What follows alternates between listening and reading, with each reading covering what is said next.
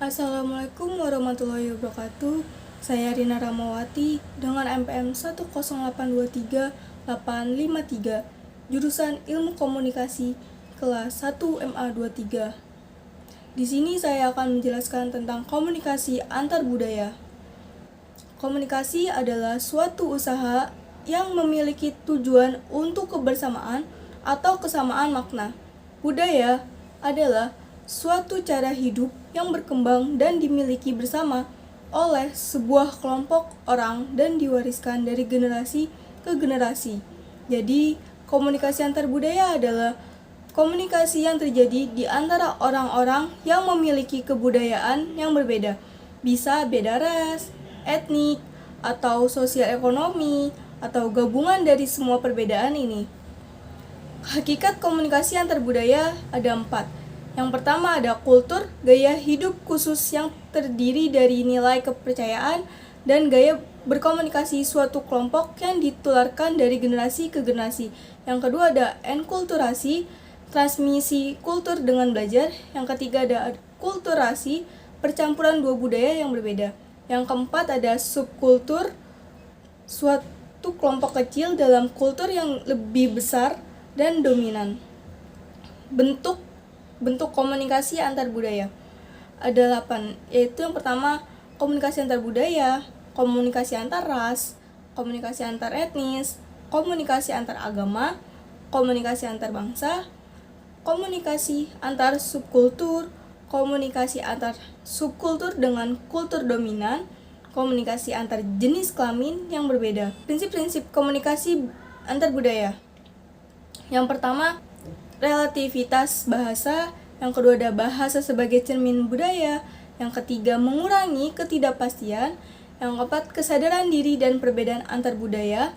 Yang kelima interaksi awal dan perbedaan antar budaya. Yang keenam memaksimalkan hasil interaksi.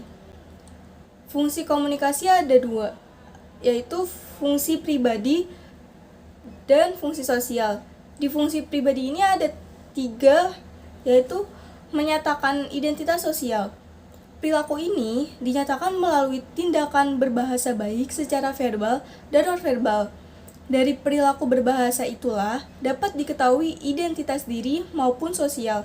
Misalnya, dapat diketahui asal-usul suku bangsa, agama, maupun tingkat pendidikan seseorang. Yang kedua, menyatakan integrasi sosial.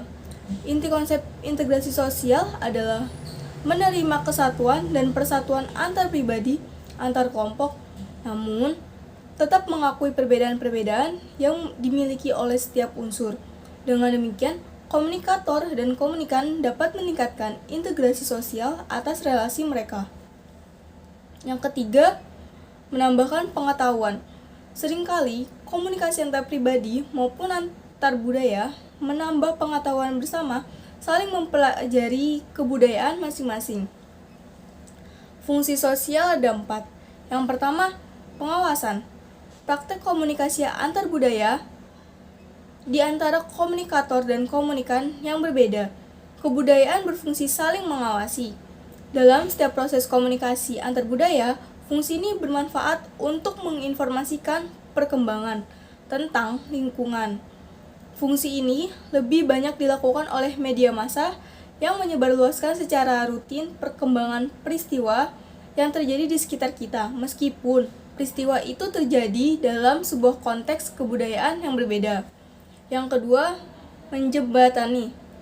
Dalam proses komunikasi antar budaya, maka fungsi komunikasi yang dilakukan antar dua orang yang berbeda budaya itu merupakan jembatan atas perbedaan di antara mereka.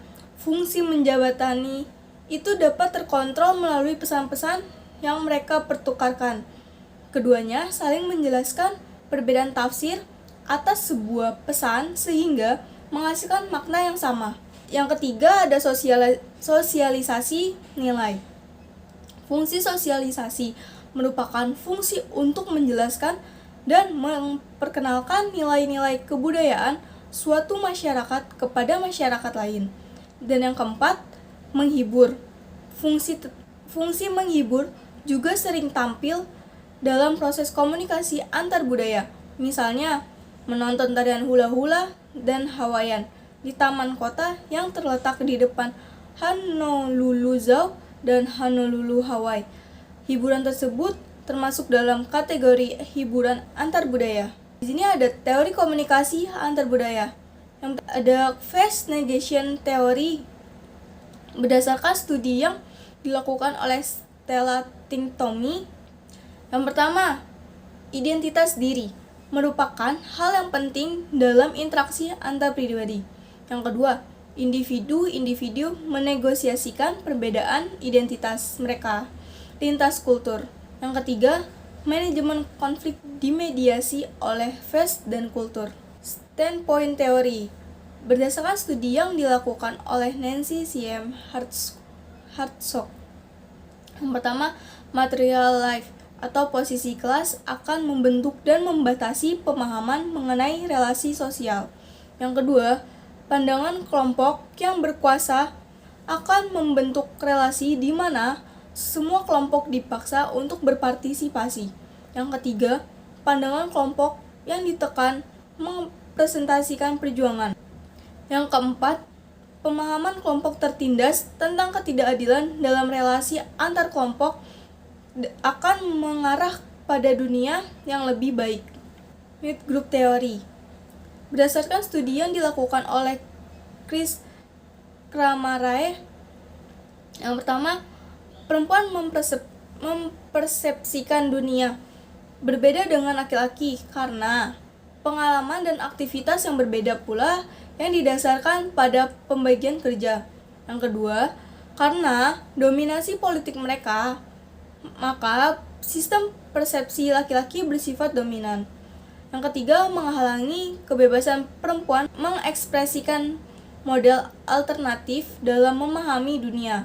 Lalu yang keempat, supaya bisa berpartisipasi dalam masyarakat, maka perempuan harus merubah model mereka dengan menerima sistem ekspresi laki-laki. Communication accommodation theory berdasarkan studi yang dilakukan oleh Howard Giles. Yang pertama, kesamaan dan ketidaksamaan ujaran dan perilaku terdapat dalam semua percakapan. Yang kedua, cara kita mempersepsikan ujaran dan perilaku orang lain akan menentukan bagaimana kita mengevaluasi percakapan. Yang ketiga, komunikasi accommodation theory mempertimbangkan motivasi dan konsekuensi yang mendasari apa yang terjadi ketika dua pembicara mempertukarkan gaya komunikasi mereka. Selama komunikasi berlangsung, orang yang mencoba mengakomodasikan atau menyesuaikan gaya berbicara mereka. Sini ada hambatan-hambatan komunikasi antar budaya. Ada 5, yaitu yang pertama, mengabaikan perbedaan antara kalian dan kelompok yang secara kultural berbeda.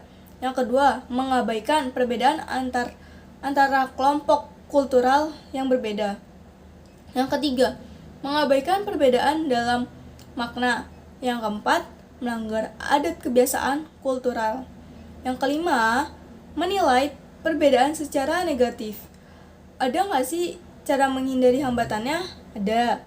Yang pertama, sadari perbedaan antar kalian dengan orang lain dari kultur yang berbeda. Yang kedua, sadari bahwa perbedaan selalu ada dalam kelompok apapun. Yang ketiga, ingat bahwa makna ada pada orang, bukan pada kata-kata atau gerak-gerik. Yang keempat, ingat kebiasaan budaya dari konteks komunikasi antar budaya.